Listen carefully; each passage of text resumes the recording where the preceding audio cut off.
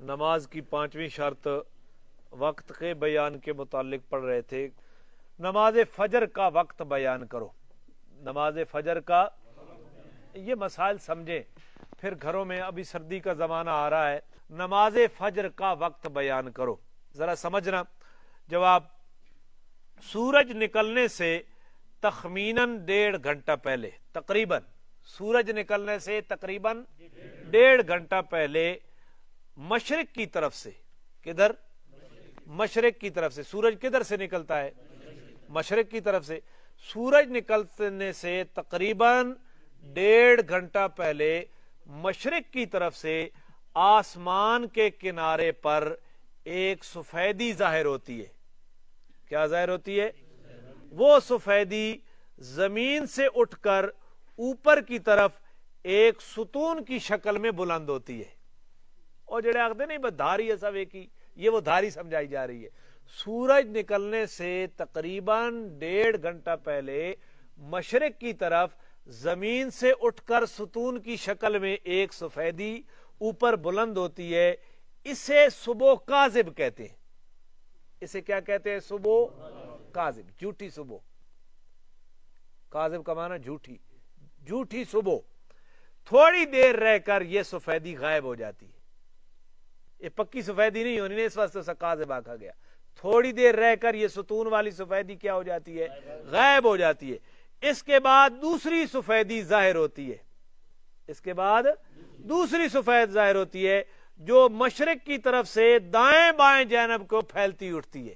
وہ یوں پھیلتی ہے، ستون کی شکل میں نہیں ہوتی بلکہ دائیں جانب مشرق کی جانب پھیلتی ہوئی اٹھتی ہے، یعنی آسمان کے تمام مشرقی کنارے پر پھیلی ہوئی ہوتی ہے، اوپر کی طرف لمبی لمبی نہیں اٹھتی۔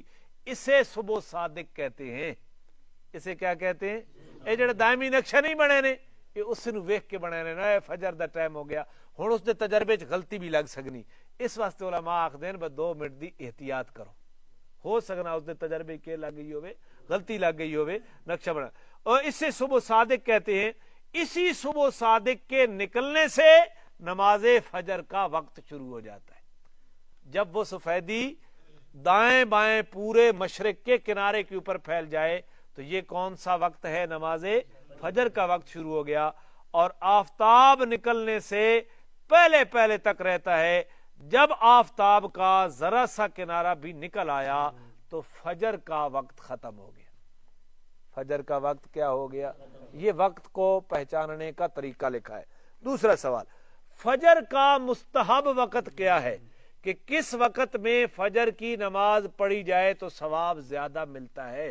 جواب، جب اجالا ہو جائے اور اتنا وقت ہو کہ سنت کے موافق اچھی طرح نماز ادا کی جائے، اور نماز سے فارغ ہونے کے بعد اتنا وقت باقی رہے کہ اگر یہ نماز کسی وجہ سے درست نہ ہوئی ہو تو سورج نکلنے سے پہلے دوبارہ سنت کے موافق نماز پڑھی جا سکتی ہو، تو ایسے وقت میں نماز پڑھنا افضل ہے۔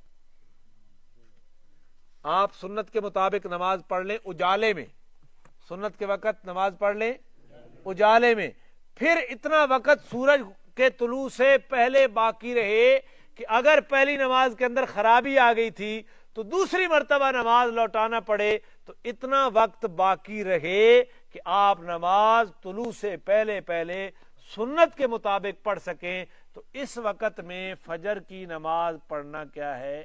افضل ہے، وگرنہ تو وہ اندھیرے میں پڑھی جاتی۔ اب ایک حدیث میں آتا ہے، یہ تو فقہ کے احکامات ہیں نا، ایک حدیث میں آتا ہے کہ اندھیرے میں نماز پڑھنا فجر کی، اور دوسری حدیث میں آتا ہے اجالے میں نماز پڑھنا۔ اب جو اہل حدیث حضرات ہیں نا، وہ اندھیرے میں نماز پڑھنے کو افضل کہتے ہیں۔ ہم جو حنفی حضرات ہیں، ہم کہتے ہیں کہ اجالے میں۔ اب روایات کے ترجیحی اختلاف ہوتا ہے نا، کہ وہ اندھیرے والے کو ترجیح دیتے ہیں اور حنفی جو ہیں وہ اجالے والے کو ترجیح۔ افضل غیر افضل کا فرق ہے، یہ فرق جائز ناجائز کا نہیں ہے۔ کس چیز کا فرق ہے؟ کہ اندھیرے میں افضل ہے یا اجالے میں افضل۔ اب حنفیوں نے ایک تطبیق دی ہے دونوں حدیثوں میں۔ اللہ کروڑوں رحمت نازل فرمائے ابو حنیفہ پر۔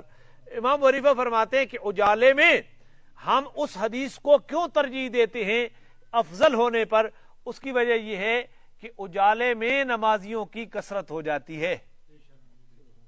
جتنا اجالا ہو نا نمازی اتنے جاگ کے آ جاتے. اور رمضان میں چونکہ لوگ سحری کے وقت اٹھے ہوئی ہوتے ہیں، اس وقت نمازیوں کی کثرت اندھیرے میں ہوتی ہے کہ لوگ سہ پائے نا تو سوجالے کا انتظار کرے رہے جو ابھی میں نے افضل وقت پڑھا ہے تو لوگ سہ پاؤ سے انفرادی نماز پڑھ کے تسی جماعت کرانے بتائے.